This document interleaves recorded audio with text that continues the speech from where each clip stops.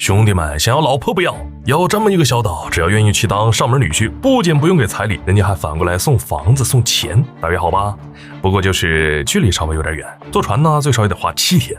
而且这个小岛呢没有电视节目，没网络，只要上岛整个就是与世隔绝。不是，这么离谱的小岛居然也有人住，这究竟是怎么一回事？今天球哥就带大家来了解了解。特里斯坦岛位于南大西洋的一个火山群岛，由3座小岛组成，属于是英国海外领土。群岛的面积不算大，总共加起来呢也不过100平方公里，光特里斯坦岛就占据了98平方公里，而且3座岛屿里呢，也就特里斯坦岛有人居住，人数不多，只有265人。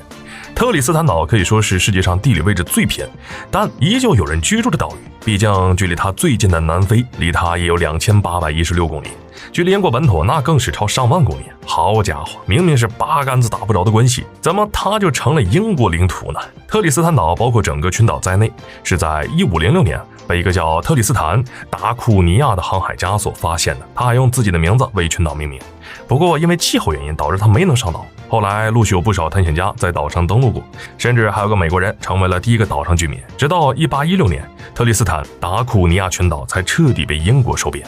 在1年之后，有一个叫威廉的男人领着自己的老婆孩子来这定居，再加上一些流民，岛上的人数开始增加，他们则在这里呢过着与世无争的生活，直到今天。如果想找个世外桃源，特里斯坦岛绝对是不少人的梦中情地。远离大陆，最近的也有2800多公里，生活环境没被污染，岛上人口呢也不多。虽然面积是小了点，也没啥矿产资源，但毕竟是个海岛，渔业资源丰富。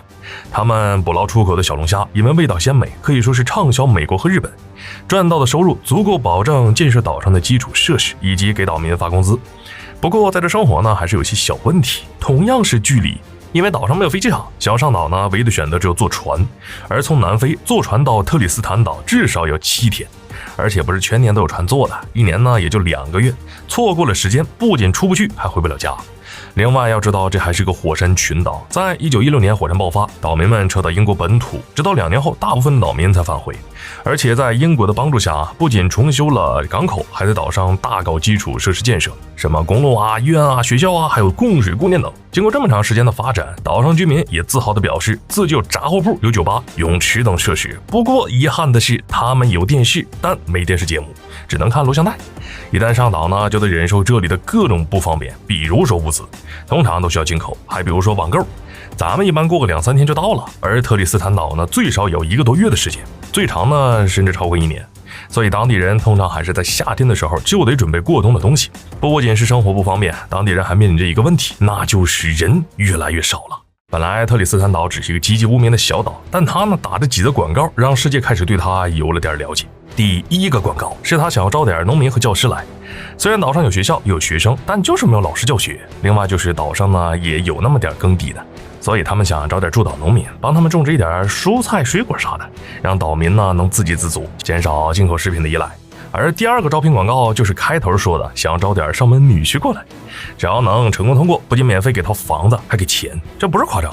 因为特里斯坦岛人口太少了，而且因为长期与世隔绝，岛上很多人呢都是近亲结婚，以至于当地岛民遗传病特别多，有50%的人都患上了哮喘和青光眼。当地的诊所准备的最多的设备就是人工呼吸机和氧气瓶。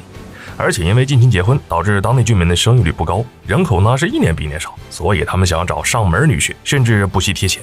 原因呢就是希望能用这种方式改变这一现状。可以说，一旦你成功入赘，一举一动都会受到当地人的巨大关注。一旦生下孩子，立马就会成为当地的新闻头条，整个岛屿的人都会来你家庆祝。不过条件听上去确实挺诱人的，但实际上呢根本没有多少人来。毕竟来这生活也就意味着要和外面的世界隔绝，这种没有手机对于绝大多数人来说是不可能接受的。再说了，人家接受移民也是有要求的，